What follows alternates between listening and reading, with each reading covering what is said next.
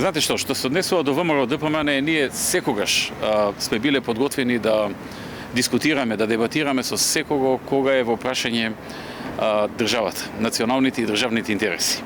Меѓутоа, во оваа ситуација не зависи се од ВМРО ДПМН.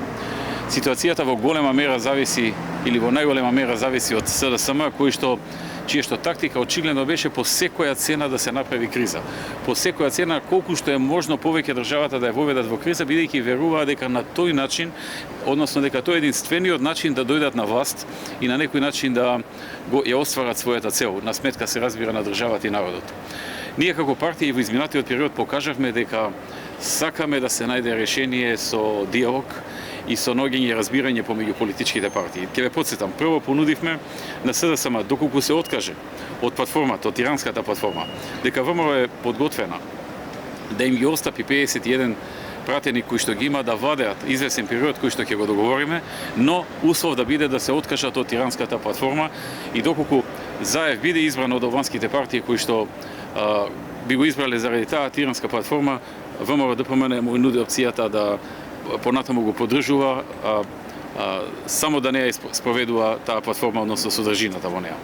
Откако тоа го одбија, и тоа го одбија во првите неколку часа откако беше понудено, понудивме патоказ, така наречен патоказ за излез од кризата, кој што е документ кој што треба на краткорочно или и среднорочно да најде излез од кризата.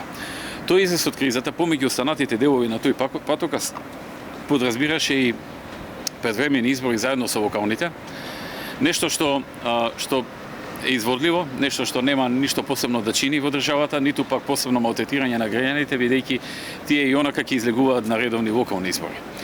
И тоа беше одбиено, и тоа без многу дебата, без многу проучување, анализи и така натаму, со навреди кон ВМРО ДПМН, со ароганција кон секоја иницијатива на ВМРО ДПМН.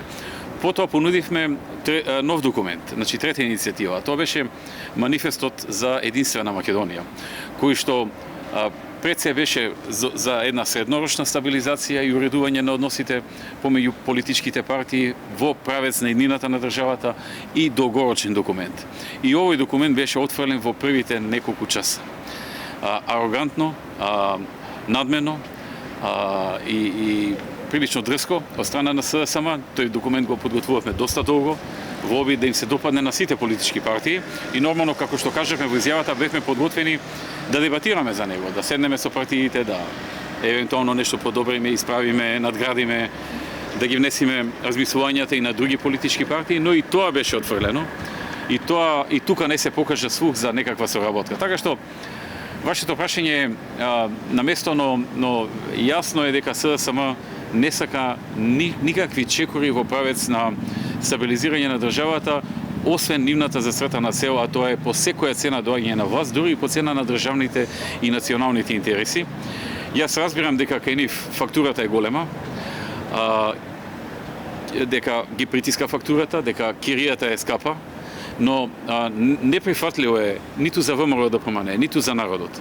Таа кирија и таа фактура да ја плаќа народот и да биде завршена работата на грбот на народот и на грбот на државата и државните националните интереси. Токму затоа народот во толку голем број, како никогаш до сега, и толку долго време, исто така како никогаш до сега, секојдневно се спротивставува и пружа отпор. СДСМ треба да знае дека народот и ВМРО ДПМН нема да дозволат таа фактура и таа кирија да ја плаќа народот на сметка на неговите интереси и на државните и национални интереси.